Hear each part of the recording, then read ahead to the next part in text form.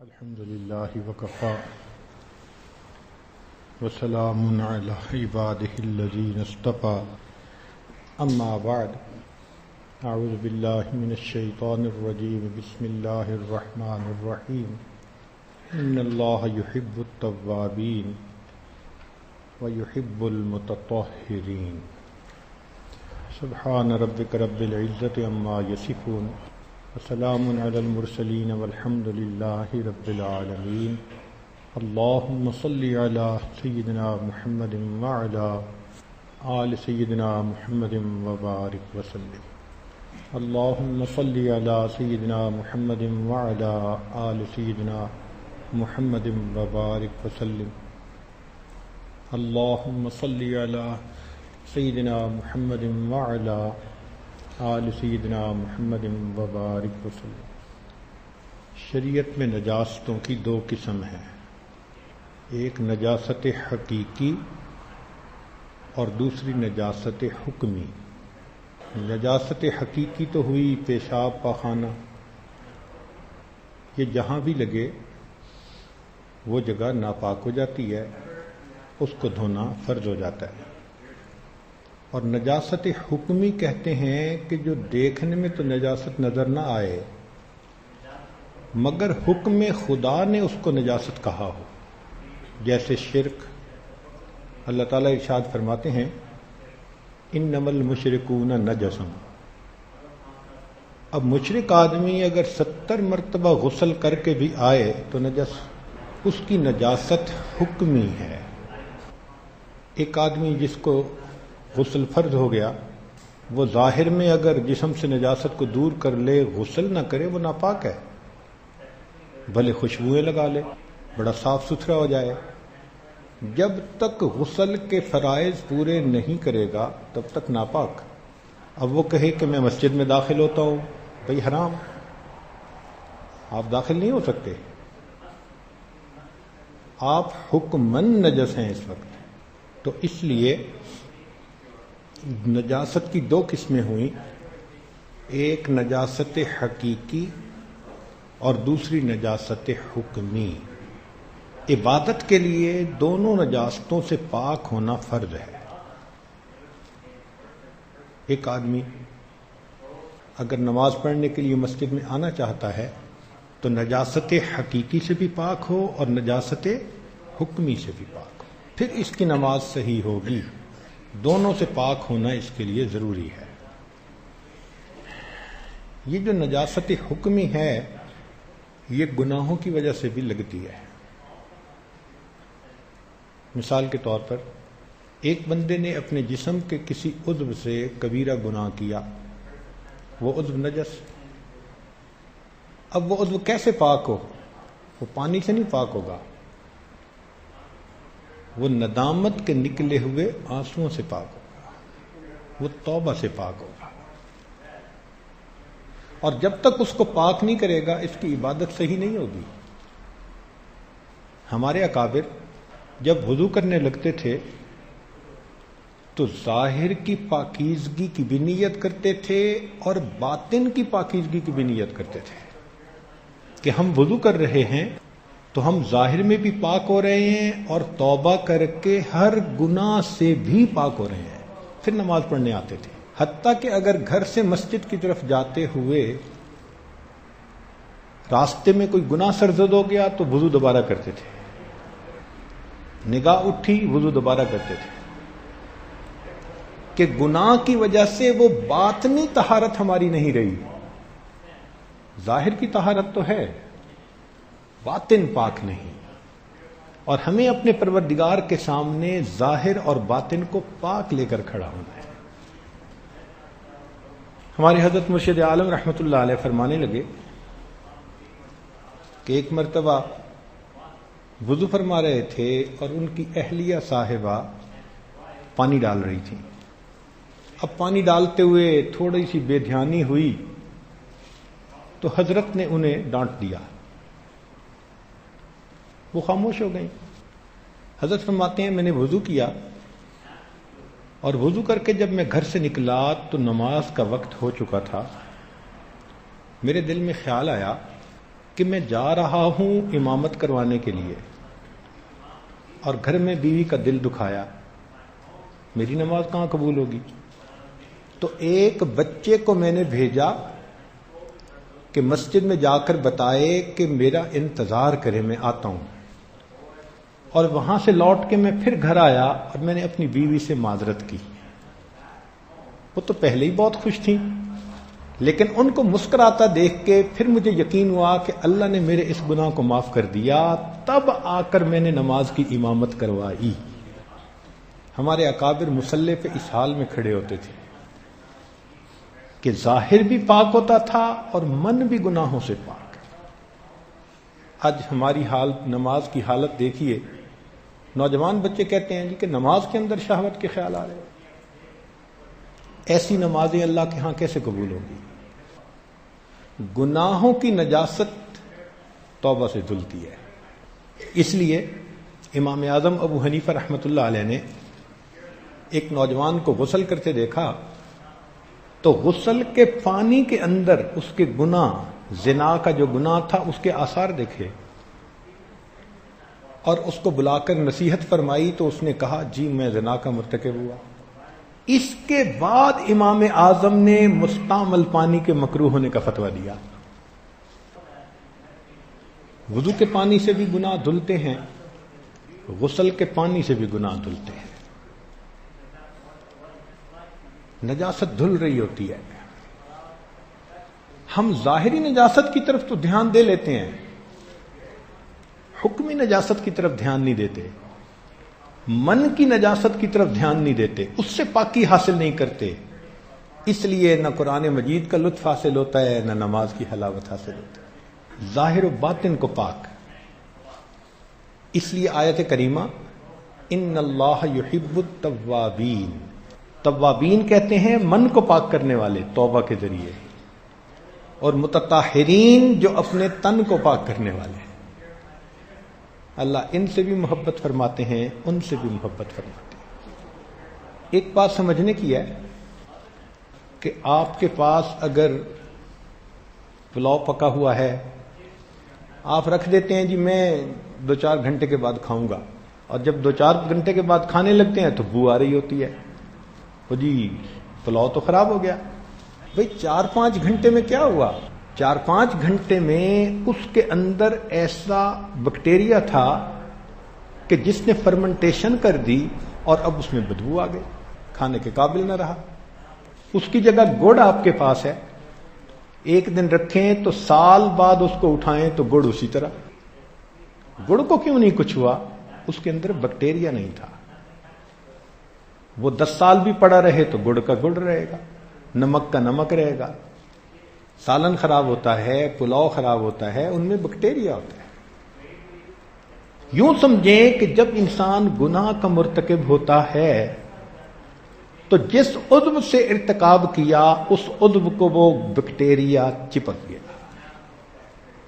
بد نظری کی، آنکھوں کو بیکٹیریا لگ گیا، جھوٹ بولا، زبان کو بیکٹیریا لگ گیا، میوزک سنی، کانوں کو بیکٹیریا لگ گیا،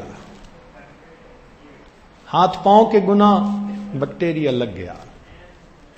اس لیے ایسا بندہ جب مرتا ہے تو قبر میں یہ بیکٹیریا فرمنٹیشن شروع کرتا ہے، اس کے پورے جسم کو گلا کے رکھ دیتا ہے۔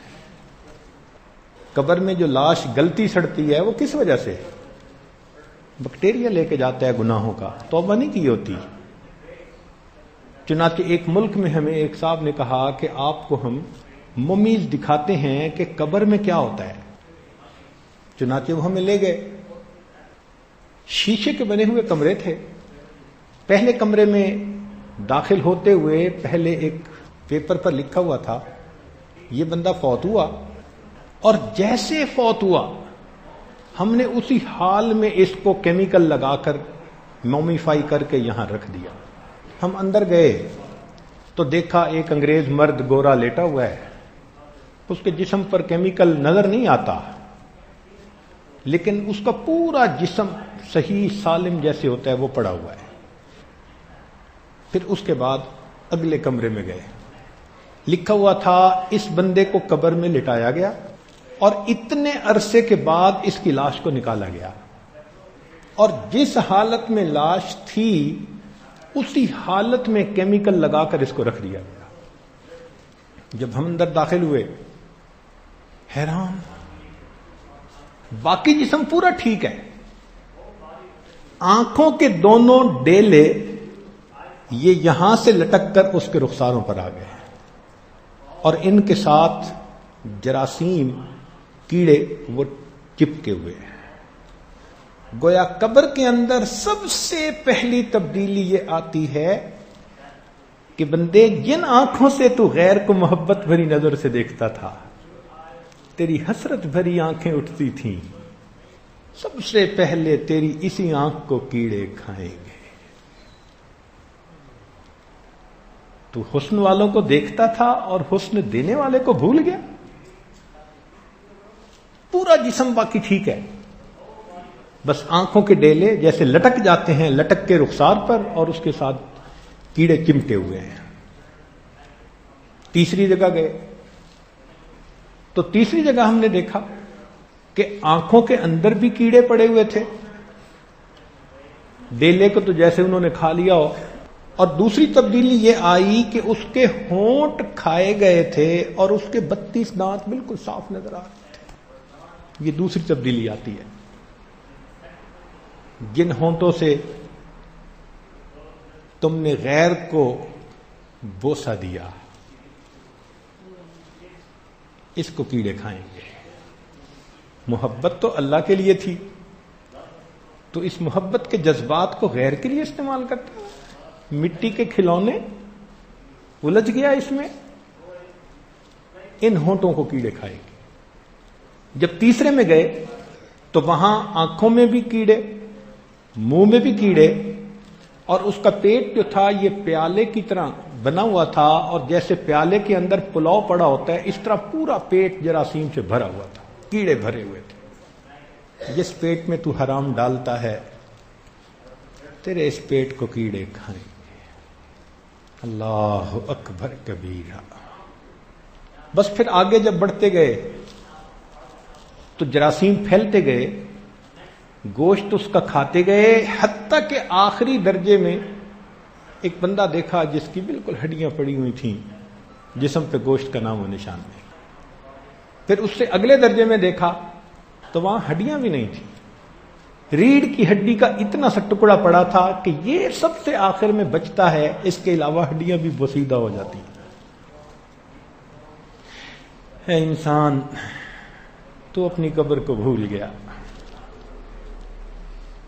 قبر میں تیرے جسم نے جانا ہے تو اس قبر کے لیے اپنے جسم کو تیار کر لے. اگر نہیں کرے گا اور تیرے ساتھ گناہوں کا بیکٹیریا چلا گیا تو قبر میں تیری فرمنٹیشن آٹومیٹک ہو جائے گی. اس کے بالمقابل اللہ والے جو گناہوں سے بچتے ہیں، پاکیزہ زندگی گزارتے ہیں، ان کے جسم قبر میں بھی محفوظ رہتے ہیں. انبیاء کرام معصوم.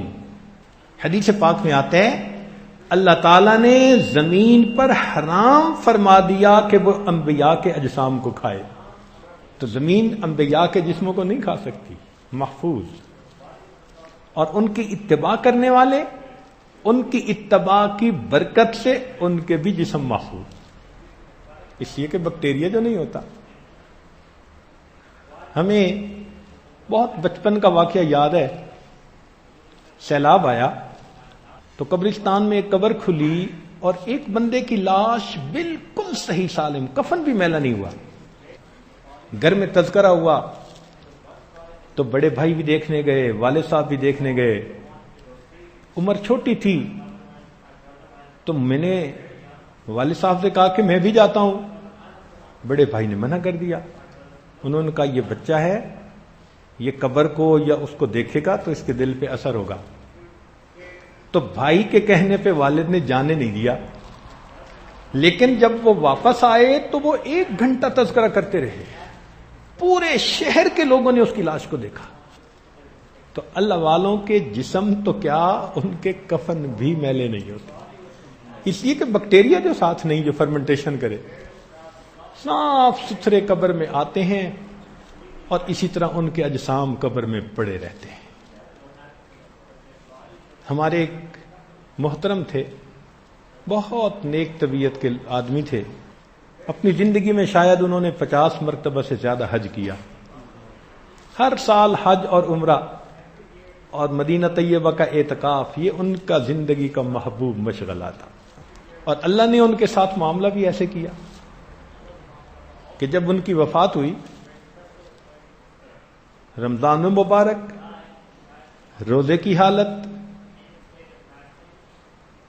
باوضو جماعت نماز کی حالت، ریاض الجنہ کے اندر سجدے میں ان کو موت آئی۔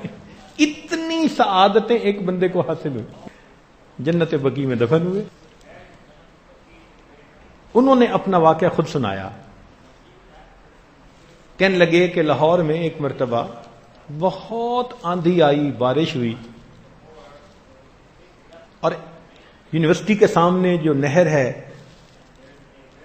اس کے بڑے بڑے درخت گر گئے۔ تو وہ کہتے ہیں کہ مجھے صبح سیر کی عادت تھی، میں صبح صبح اٹھ کے فجر سے پہلے سیر کرتا تھا اور پھر قریبی کسی مسجد میں فجر کی نماز پڑھ کے واپس آتا تھا۔ تو کہنے لگے کہ میں جب سیر کر کے واپس آ رہا تھا تو ایک بڑا درخت گرا ہوا تھا، تو میں کنارے کنارے چلتا ذرا قریب سے گزرا تو میں نے کیا دیکھا کہ اس درخت کے نیچے ایک لاش ہے اور اس کی جڑیں بالکل اس کے اوپر انہوں نے ایک کیج بنایا ہوا ہے، جیسے کسی کو محفوظ کیا ہوا تھا۔ کہتے بالکل سفید کفن میں نے اپنی ان آنکھوں سے دیکھا۔ تو جن کے جسم پر گناہ کا بیکٹیریا نہیں ہوتا ان کے کفن بھی میلے نہیں ہوتے۔ صحابہ رضی اللہ عنہم کے واقعات تو بہت ہیں۔ سیدنا حمزہ رضی اللہ عنہ کی جسم مبارک کو جب منتقل کیا گیا تو زخم سے ابھی بھی خون آ رہا تھا۔ وہ تو صحابہ کرام تھے نا، ان کی اتباع کرنے والے، ان کے ساتھ بھی اللہ یہی معاملہ فرماتے ہیں۔ وجہ کیا ہوتی ہے کہ ان کے جسم میں گناہ کا بیکٹیریا نہیں ہوتا، اس لیے ان کے جسم سلامت رہتے ہیں۔ اب اس سے ایک اگلی بات سنیے کہ گناہ کے اندر بدبو ہوتی ہے، ہم محسوس کریں یا نہ کریں، اللہ والے محسوس کرتے ہیں۔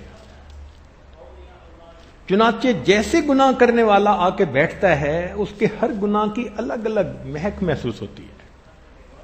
اللہ والے کوئی عالم الغیب نہیں ہوتے، جیسے انسان کے حواس ہوتے ہیں نا، محسوس کر لیتے ہیں، ان حضرات کے باطنی حواس بھی محسوس کرنے لگ جاتے ہیں۔ چنانچہ سیدنا عثمان غنی رضی اللہ عنہ کے پاس ایک صاحب آئے اور راستے میں آتے ہوئے ان کی نظر غیر محرم پہ پڑ گئی تھی، تو جیسے ہی آ کر بیٹھے عثمان غنی رضی اللہ عنہ نے فرمایا ما بال قوم، لوگوں کو کیا ہو گیا، بے محابہ ہماری محفلوں میں چلے آتے ہیں اور ان کی نگاہوں سے زنا ٹپکتا ہے۔ اتقوا فراست المؤمن فإنه ينظر بنور اللہ، مومن کی فراست سے ڈرو، وہ اللہ کے نور سے دیکھتا ہے۔ تو وہ فراست ان کی محسوس کر لیتی ہے کہ آنے والے کے اندر کیسی مہک آ رہی ہے، اس لیے ان کو اندازہ ہو جاتا ہے۔ ظاہر میں آنے والا 100 گردان پڑتا رہے جی میں اتنا مراقبہ کرتا ہوں، اتنا قیام کرتا ہوں، اتنا فلاں کرتا ہوں، اللہ نے ظرف ایسا دیا ہوتا ہے کہ آرام سے سن لیتے ہیں۔ وہ صرف صغیر پڑھتا رہتا ہے، یہ سنتے رہتے ہیں، مگر دل بتا رہا ہوتا ہے کہ ہے کیا۔ اس لیے ان اللہ والوں کے سامنے دوغلا پن نہیں چلتا بندے کا۔ تو گناہوں کی وجہ سے بو ہوتی ہے جسم کے اندر، اور نیکی کی وجہ سے خوشبو ہوتی ہے۔ جو آدمی بھی قرآن مجید کی تلاوت کرے، نماز پڑھے، نیکی کرے، تقوی بری زندگی اختیار کرے، ہر نیک عمل سے اس کے جسم میں خوشبو آتی ہے۔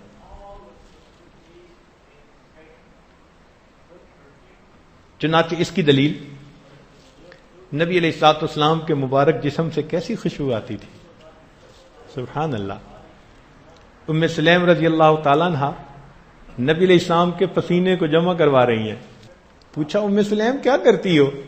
اے اللہ کے نبی صلی اللہ علیہ وسلم، ہم آپ کے مبارک پسینے کو جب عطر میں شامل کرتے ہیں، عطر کی خوشبو میں اضافہ ہو جاتا ہے۔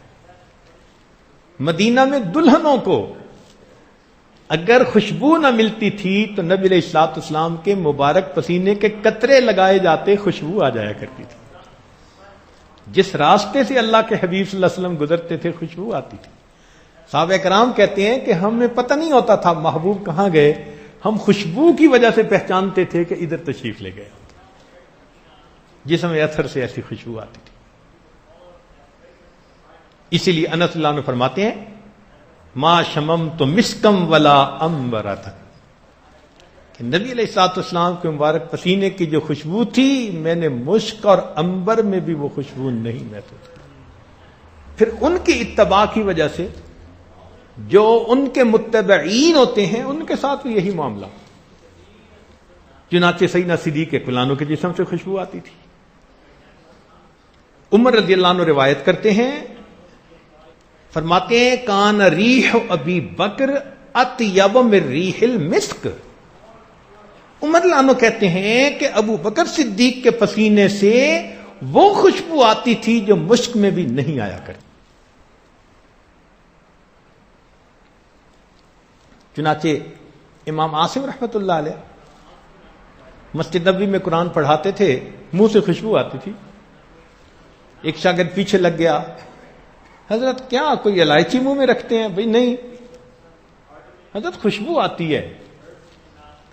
فرمایا بھئی میں تو کچھ نہیں رکھتا منہ میں، حضرت خوشبو آتی ہے۔ جب بہت ہی پیچھے پڑا تو تب انہوں نے بتایا کہ ایک رات خواب میں نبی علیہ الصلوۃ والسلام کی زیارت نصیب ہوئی تو نبی علیہ الصلوۃ والسلام نے ارشاد فرمایا کہ عاصم تم میری مسجد میں سارا دن قرآن پڑھتے اور پڑھاتے ہو، لاؤ میں تمہارے لبوں کو بوسہ دوں۔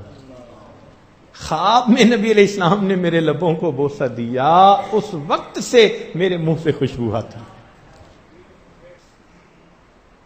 اب چونکہ ان کے جسم کے اندر خوشبو ہوتی ہے، ان کو جب قبر میں ڈالا جاتا ہے تو قبر کی مٹی سے بھی خوشبو۔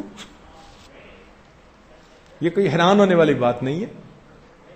لوگ کہتے ہیں جی امام بخاری رحمۃ اللہ علیہ کی قبر سے خوشبو آئی، اور واقعی اس عاجز کو کئی مرتبہ ان کی قبر پہ جانے کا موقع ملا، بالخصوص تہجد کے وقت میں۔ کئی مرتبہ میں نے امام صاحب سے پوچھا کہ امام صاحب مجھے بتائیں خوشبو چھڑکتے ہیں؟ اس نے کہا واللہ باللہ سمت اللہ نہیں چھڑکتے، 3 قسمیں کھائیں۔ اتنی خوشبو آتی تھی بتا نہیں سکتے تھے۔ حضرت مولانا احمد علی لاہوری رحمۃ اللہ علیہ شیخ القرآن تھے، جب ان کو دفن کیا گیا قبر سے خوشبو آ رہی ہے مٹی۔ اور قریب کے زمانے میں ہمارے دوست سید عبد الوہاب شاہ دفن کیا گیا، قبر کی مٹی سے خوشبو آ رہی، سبحان اللہ۔ لوگ حیران ہوتے ہیں کہ خوشبو کیسے آئی، ہمیں نہیں اس پر حیرانی ہوتی۔ وجہ کیا کہ جب پھول کو کہیں رکھتے ہیں نا تو ساتھ والی جگہ میں خوشبو آیا کرتی ہے۔ وہ پھول تھے، ان کو جب مٹی میں دفن کیا گیا مٹی سے خوشبو آنے لگی۔ مولانا روم رحمۃ اللہ علیہ فرماتے ہیں، یا شیخ سعدی جو بھی ہیں، کہ میں نے مٹی استعمال کی تو خوشبو آئی، تو میں نے پوچھا کہ کیا تو مشک ہے یا عنبر ہے؟ کہ ادبوئے دلاویزے تو مستم بگفتہ من گلے ناچیز بودم۔ اس نے جواب دیا میں تو مٹی ہوں ناچیز، ولیکن مدت باگل نشستم، مجھے پھول کے ساتھ رہنے کا موقع مل گیا، پھول گرا تھا مجھ میں خوشبو، جمال ہم نشیں در من اثر کر۔ تو یہ جو خوشبو آتی ہے مٹی سے، یہ جمال ہم نشیں در من اثر کر، وہ ہم نشیں کا جمال ہوتا ہے۔ تو 2 باتیں اہم ہیں، ایک تو نیکی کی وجہ سے جسم میں خوشبو، گناہوں کی وجہ سے جسم میں بدبو۔ اور دوسرا نیکی کی وجہ سے جسم قبر میں سلامت، چونکہ بیکٹیریا فری، اور گناہوں کے سبب قبر کے اندر جسم گل سڑ جاتا ہے، اس لیے کہ گناہوں کا بیکٹیریا ساتھ جاتا ہے۔ اب ہم سوچیں ہمارے جسم کا کون سا عضو گناہوں سے بچا ہوا ہے؟ آنکھیں بچی ہوئی ہیں، کان بچے ہوئے ہیں، زبان بچی ہوئی ہے، کیا بچا ہوا ہے؟ اگر ہر عضو سے گناہ کرتے ہیں تو اس نجاست سے تو پاک ہونا پڑے گا، اس نجاست کو لے کے تو آگے نہیں جا سکتے، اور اس سے پاکی حاصل کرنے کا طریقہ کہ انسان سچی توبہ کر لے۔ اسی لیے سیدنا صدیق اکبر رضی اللہ تعالیٰ عنہ فرمایا کرتے تھے کہ گناہ سے توبہ کرنا فرض ہے، گناہ سے توبہ کرنا فرض ہے، مگر گناہ سے بچنا اس سے بھی زیادہ ضروری ہے کہ گناہ ہی سرزد نہ ہو۔ اس پہ انسان محنت کرے، جو ولایت چاہتا ہے اس ایک نقطے پر محنت کرے کہ جسم سے گناہ سرزد نہ ہو، اس ایک نقطے پہ ولایت ملتی ہے۔ عامی میں اور ایک ولی میں کیا فرق ہوتا ہے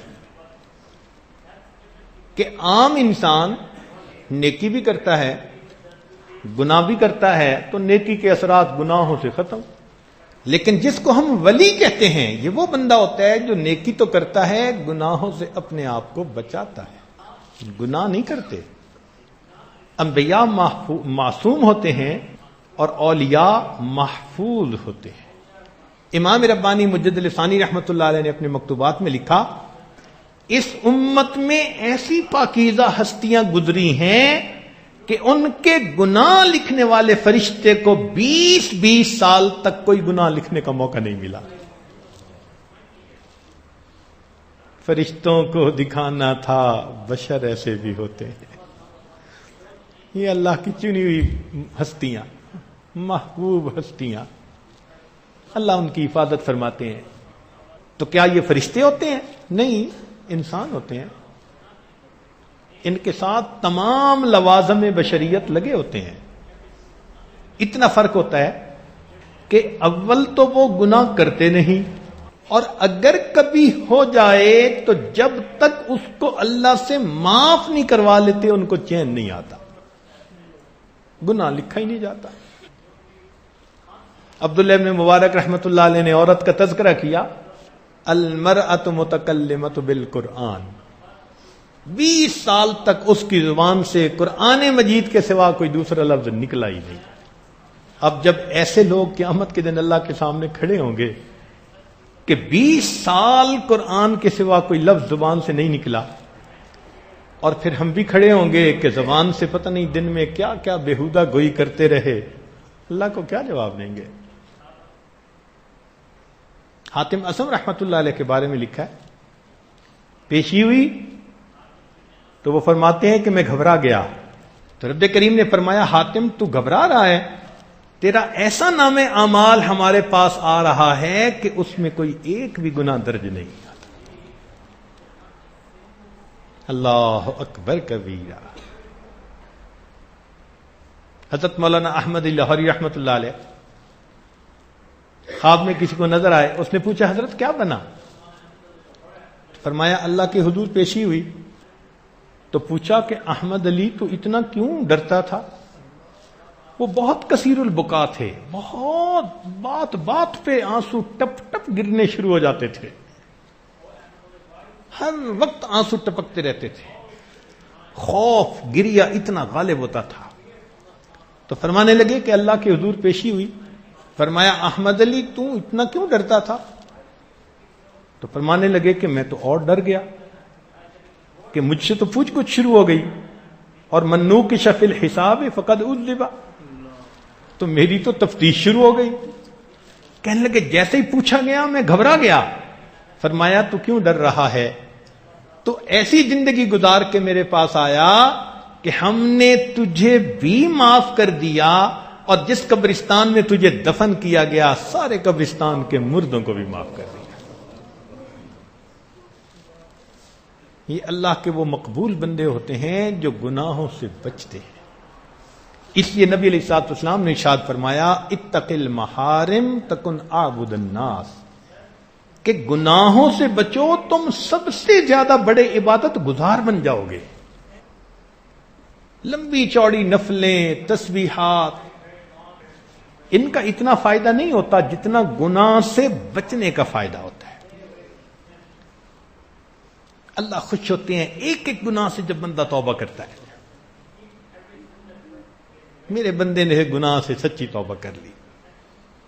تو ہم اس پر محنت کریں، دیکھیں کہ ہماری زندگی میں گناہ کہاں کہاں ہے اور پھر اللہ کے حضور توبہ کریں. انسانوں کو ہم دھوکہ دے سکتے ہیں، رب پروردگار کو ہم دھوکہ نہیں دے سکتے. وہ سینوں کے بھید جاننے والا ہے اور معاملہ ہمارا اس کے ساتھ ہے. قیامت کے دن پیشی اس کے سامنے ہے، کسی بندے کے سامنے نہیں ہے. اس لیے ہمیں اپنے گناہوں سے توبہ کرنی چاہیے. ایک ایک گناہ سے توبہ. یوں سمجھیں کہ یہ نجاست ہے جو میرے جسم پر لگی ہوئی ہے، جہاں جہاں نجاست لگی ہے مجھے اس کو صاف کرنا ہے. توبہ کے ذریعے مجھے اس سے نجات پانی ہے تاکہ میرا جسم گناہوں کی نجاست سے پاک ہو جائے. غسل توبہ کر لیجئے تاکہ جسم اس گناہوں کی نجاست سے پاک صاف ہو جائے. پھر دیکھنا مصلی پہ قدم رکھیں کیا مزہ آتا ہے نماز میں. بھئی کیسے مزہ آئے نماز میں؟ دل پہ گناہ کا اثر، آنکھوں پہ گناہ کا اثر، زبان پہ گناہ کا اثر، اور کھڑے اللہ کے حضور ہوتے ہیں. تو نماز کی لذت تو نہیں نا مل سکتی. یہ ایسا ہی ہے جیسے کسی آدمی کو نزلہ زکام ہو تو اس کو خوشبو کا احساس نہیں ہوتا. جناب یہ عنبر ہے، جی کیا پتا. جناب یہ کستوری ہے، کیا پتا. کیوں پتہ نہیں چلتا؟ گناہوں کا نزلہ زکام. انہوں نے وہ سونگھنے والا سسٹم ہی بند کر دیا. اسی طرح گناہوں کی وجہ سے انسان کے جسم میں جو دل ہے، جو نماز کی لذت پاتا ہے، تلاوت کی لذت پاتا ہے، اس کے سسٹم کو ہی بند کر دیتا. کھڑے ہوتے ہیں. تو ہمیں چاہیے کہ ہم اپنے جسم کو ظاہری نجاست سے بھی پاک کریں اور حکمی نجاست سے بھی پاک کریں. گناہوں کی نجاست سے بھی توبہ کے ذریعے اپنے آپ کو پاک کر لیں. یہ اس راستے کا پہلا قدم ہے. اور کوئی بندہ اگر یہ کہے جی گناہ بھی چلتے رہیں اور رب بھی راضی رہے، تو یہ ای خیال است و محال است جنو، یہ کبھی نہیں ہو سکتا. گناہوں کی نجاست جس میں ہوگی اس کو اللہ کا وصل حاصل نہیں ہو سکتا. میں اکثر اپنے دوستوں کو ایک واقعہ سناتا ہوں کہ ایک مرتبہ میں مسکین پر شریف حاضری کا موقع ملا. مدرسہ تھا، طلباء تھے، تو وہاں ایک واش روم بنا ہوا تھا، غسل خانہ. اس کی دیواریں بہت اونچی نہیں تھیں، بس 7 فٹ اونچی تھی تقریباً. تو غسل کرنے والا غسل کر تو لیتا تھا، چھت نہیں تھی، مگر بچے تھے تو شرارتیں بھی کرتے تھے. اندر غسل کر رہا ہے کوئی تو باہر والے اندر کنکری پھینک دیتے تھے، اور اندر والے کو شرارت سوچتی تھی تو محسوس کرتا تھا قریب سے گزر رہا ہے تو پانی باہر پھینک دیتا تھا. بچے بچے ہی ہوتے ہیں. سب نے فیصلہ کیا کہ دیوار کو اونچا کر دینا چاہیے. لو جی وہ بچے کہیں سے سیمنٹ لائے، کہیں سے اینٹیں لائے، اور ایک دن چھٹی کا تھا تو انہوں نے سیمنٹ بنایا اور اینٹوں کو گیلا کر کے اوپر رکھا اور دیوار 2 فٹ اور اونچی کر دی ساری. استاد بھی خوش ہو گئے، بچے بھی خوش ہو گئے کہ چلو یہ مسئلہ حل ہوا. کوئی 5-6 دن گزرے تو ایک طالب علم نے دیکھا کہ بھئی دیوار کتنی مضبوط بنی ہے. اس نے جو ہاتھ لگایا تو اوپر والی جتنی اینٹیں رکھی تھی سب ایک دم اکٹھی گر گئی. تو لبا حیران. اب وہ جو نئی اینٹیں لگائی تھیں وہ آپس میں بالکل صحیح جڑی تھی. اس کا مطلب ہے سیمنٹ ٹھیک بنایا تھا. لیکن پرانی دیوار کے ساتھ اس کا جوڑ نہ بنا. اب وہ حیران سوچ رہے ہیں. کسی نے ان کو بتایا کہ بھئی یہ انجینئر بھی ہیں, مشورہ کر لو. تو طلباء آئے تو یہ عاجز وہاں گیا, دیکھا تو ان کو کہا کہ بھئی ایک برش ہوتا ہے لوہے کا بنا ہوا, وہ لے کے آؤ کسی مستری سے. وہ لے آئے. تو میں نے ان طلباء سے کہا کہ بھئی یہ جو پرانی دیوار ہے نا, اس کے اوپر پانی ڈالو اور اس کو رگڑو ذرا. اصل میں اس کے اوپر مٹی تھی اور طلباء کو پتہ نہیں تھا. انہوں نے اس کے اوپر پانی ڈالا اور سیمنٹ ڈال کر اس کو اینٹ لگا دی. جب تک وہ مٹی کی تہ درمیان میں تھی اس نے تو بانڈ بننے ہی نہیں دینا تھا, وہ تو میلی تھی. لو جی, ان بچوں نے 5 منٹ میں اینٹیں صاف کر دیں, گیلا کیا. اب ان کو جب سیمنٹ رکھ کے اینٹیں لگائیں تو پکا جوڑ بن گیا. تو طلباء حیران پوچھنے لگے جی کہ یہ وجہ کیا تھی؟ تو بتایا کہ بھئی درمیان میں میل تھی, اس میل کی وجہ سے جوڑ بن نہیں سکتا تھا. مگر اس دن خود ایک مسئلہ سمجھ میں آ گیا کہ اللہ رب العزت پاک ہیں اور انسان کے دل پہ اگر میل ہوگی تو اس دل کو اللہ کے ساتھ جوڑ نہیں ہو سکتا. اس دل کو گناہوں کی میل سے چمکانا پڑے گا, صاف کرنا پڑے گا. کوئی دوسری آپشن نہیں ہے اس میں. اس پاک ذات کے ساتھ کوئی ناپاک چیز جڑ نہیں سکتی. تو اس لیے اگر ہم چاہتے ہیں کہ ہمیں ولایت نصیب ہو تو ولایت کے لیے 100% گناہوں کو چھوڑنا پڑے گا. آج کل کے نیک دیندار نوجوانوں کو دیکھا کہ اگر شریعت میں 100 گناہ ہیں تو کوئی 95 سے بچتا ہے, کوئی 96 سے, کوئی 97 سے. 1 یا 2 گناہ بس وہ زندگی میں ہوتے ہیں, ان کو چھوڑنا مشکل. کسی کی آنکھ قابو میں نہیں ہوتی, کسی کی زبان قابو میں نہیں ہوتی, کسی کو مال کے مسئلے, کوئی نہ کوئی ایک مسئلہ ہوتا ہے, باقی ساری زندگی شریعت کے مطابق ہوتی ہے. اور اس 1 یا 2 گناہ کی وجہ سے ولایت کا نور حاصل ہونے سے وہ محروم ہوتے ہیں. حسرت ہے اس مسافر مضطر کے حال پر جو تھک کے رہ گیا ہو منزل کے سامنے. اتنے گناہ چھوڑ دیے, 1-2 قدم باقی تھے, تھک کے بیٹھ گئے. تو بھئی ہمیں ہمت سے کام لینا چاہیے. جو 1-8 گناہ زندگی میں ہے اس سے بھی جان چھڑائیے اور اللہ کے وصل کا لطف حاصل کر لیجیے. لیکن یہ راستہ ایسا ہے کہ اس کے اوپر کھوٹ نہیں چلتا, میل نہیں چلتی. پاک ہونا پڑے گا. ان اللہ یحب التوابین ویحب المتطہرین. تن میں بھی پاک ہو اور من میں بھی صاف, ایسا بندہ یہ ولی بنتا ہے. اور پھر اللہ رب العزت ایسے بندوں کی حفاظت فرماتے ہیں. یہ نیک اعمال سے خوشبو, اس کے تو بڑے واقعات ہیں.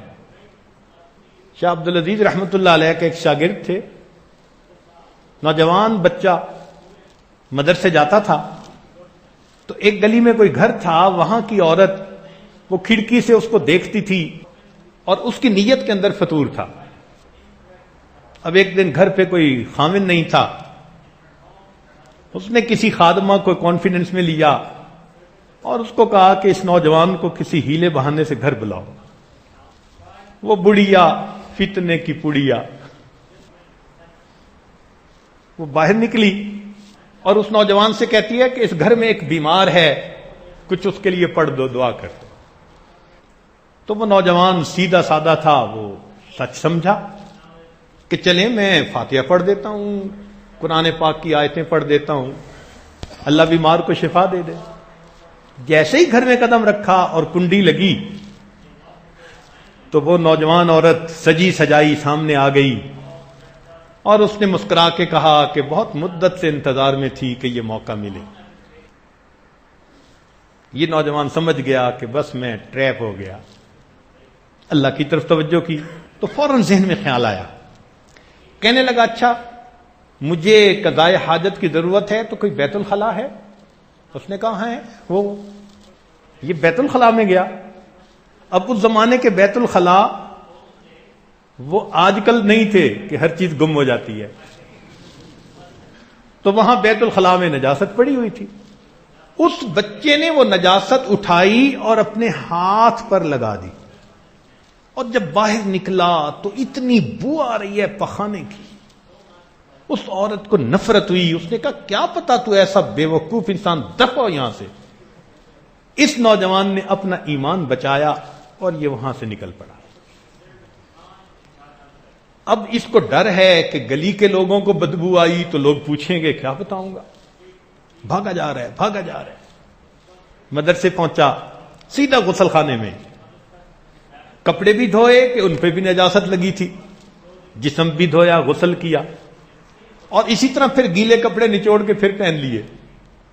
یہ بچہ کلاس میں ہمیشہ وقت پہ آتا تھا, آج دیر ہو گئی تھی. یہ آیا اور پیچھے ہی آ کر بیٹھ گیا. شاہ عبدالعزیز رحمۃ اللہ علیہ درس دیتے دیتے اچانک کہنے لگے ارے تم میں سے کس نے اتنی تیز خوشبو لگائی. تو جب شاہ عبدالعزیز رحمۃ اللہ علیہ نے پوچھا تو طلباء نے ایک دوسرے کی توجہ کی, تو آخر کے طلباء نے کہا جی یہ ابھی آیا ہے, یہ خوشبو لگا کے آیا ہے. تو شاہ صاحب نے بلا لیا, یہ تیز خوشبو کہاں سے لگا کے آئے ہو؟ شاگرد کی آنکھوں سے آنسو آ گئے. حضرت میں نے تو گناہ سے بچنے کے لیے جسم پہ نجاست لگائی تھی, جب میں نے غسل کیا میرے جسم کے ان اعضاء سے خوشبو آ رہی ہے.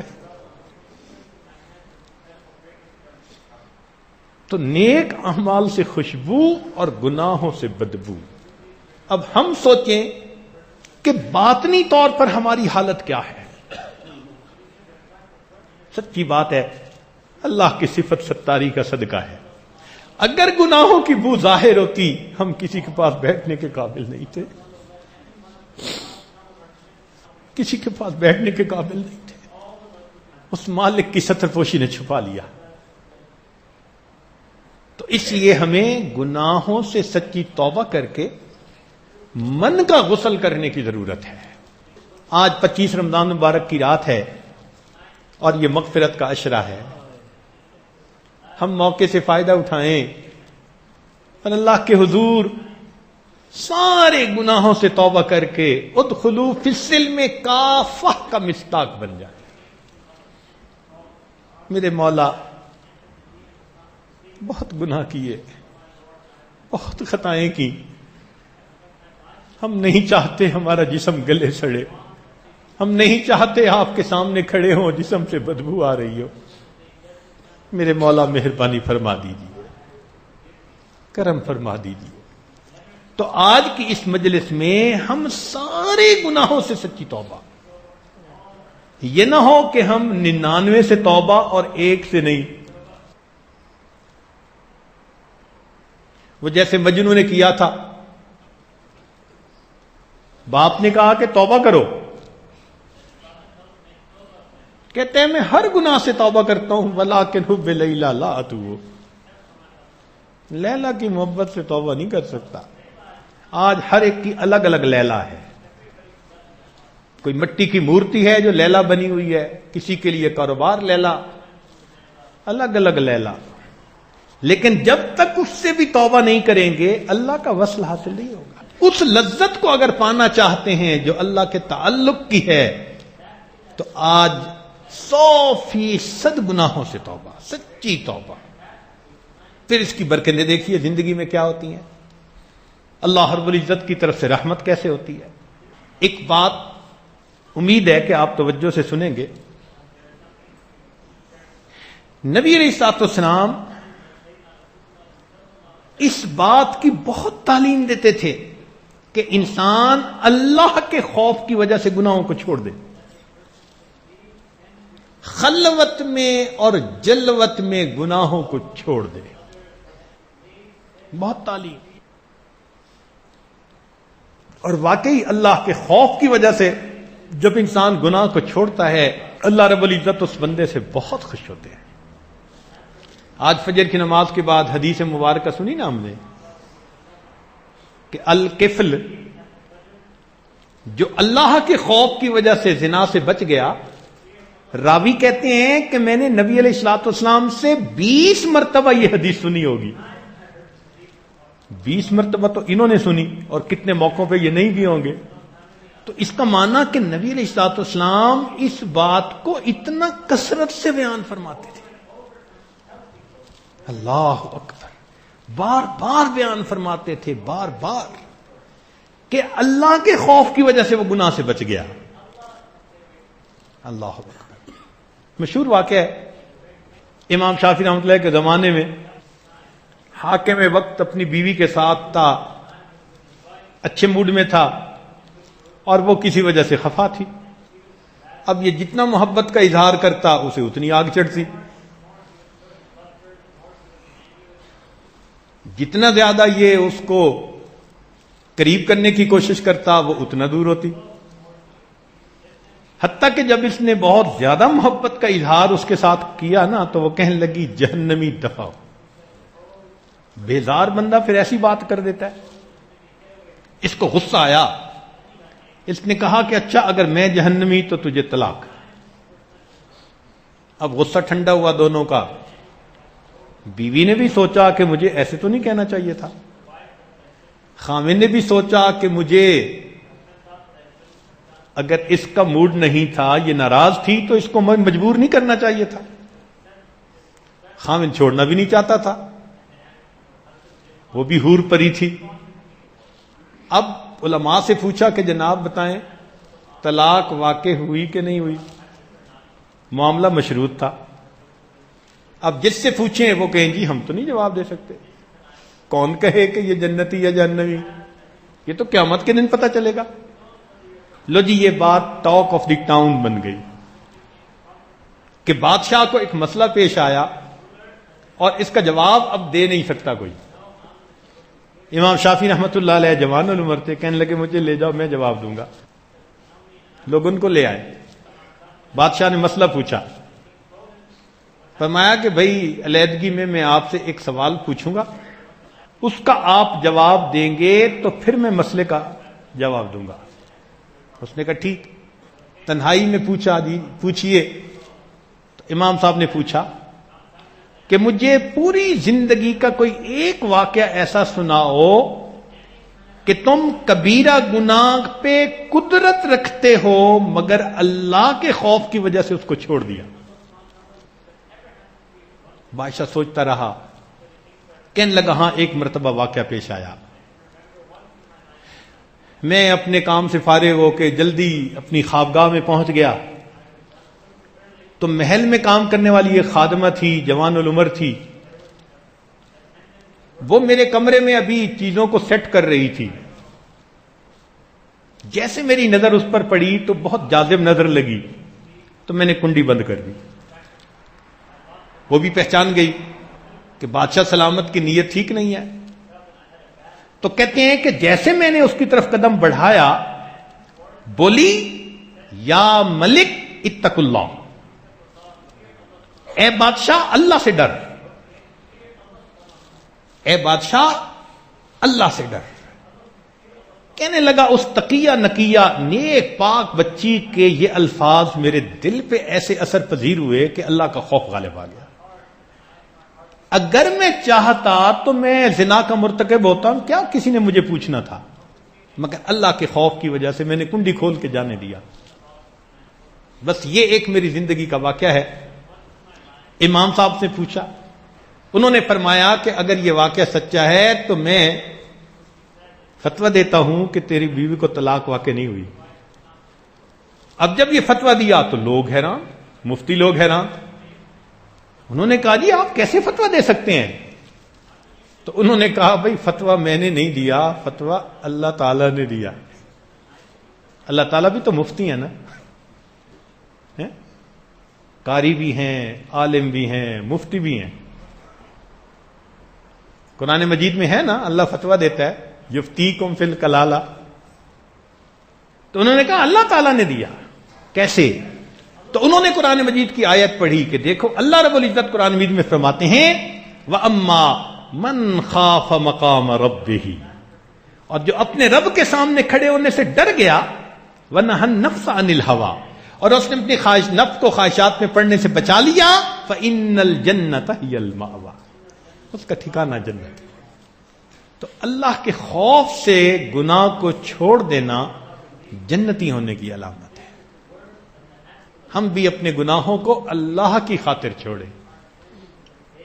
آخری بات کہ یہ زنا ایسا گناہ ہے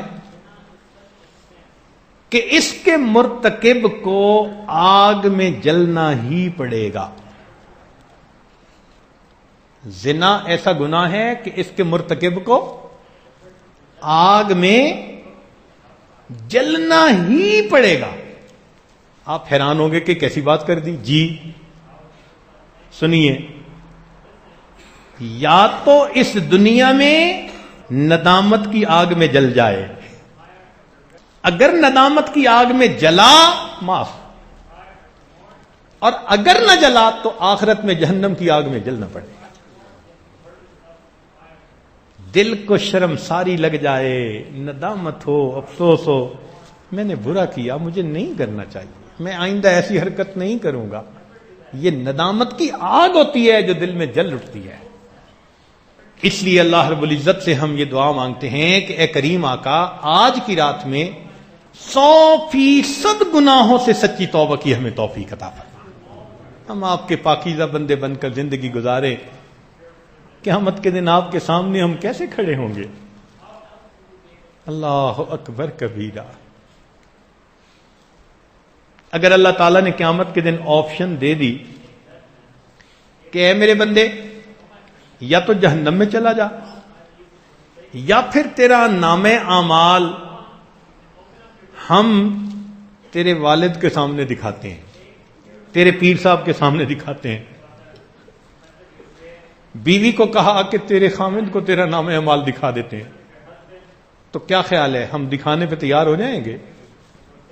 ہم کہیں گے اللہ نامہ اعمال نہ دکھانا، ہم خود جہنم میں چلے جاتے ہیں۔ آج وقت ہے نامہ اعمال کے لکھے ہوئے ان گناہوں کو معاف کروانے کا۔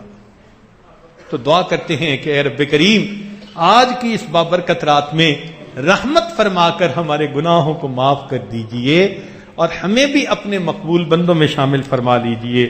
وآخر دعوانا ان الحمد للہ رب العالمین۔